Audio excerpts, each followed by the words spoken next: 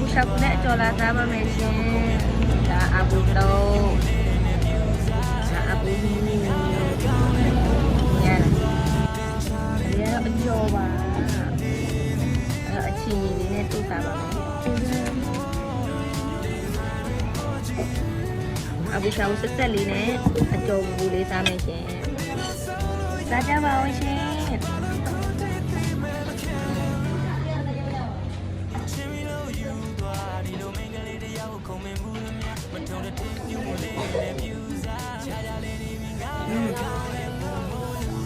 โอเคလေးရမ်းကောင်းတယ်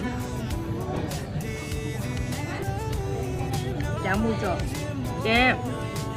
ပြီးပြီ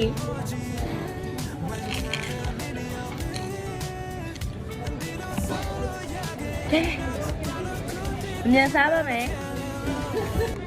အလုံးကြီးကြီးစားပါ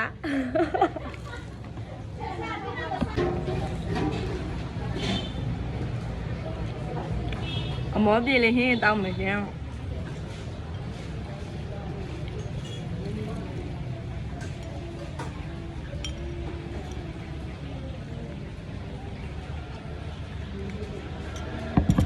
ဒါလေးကတော့ငရုတ်ပွားလေးဖြစ်ပါတယ်အလုပ်ကြီးကြီးနဲ့အားရပရစားရင်အရသာရှိတယ်ရှင်စားကြပါ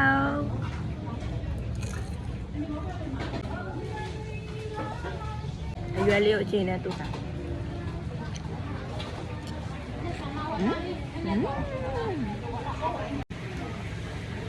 ငါဖယ်လေးနဲ့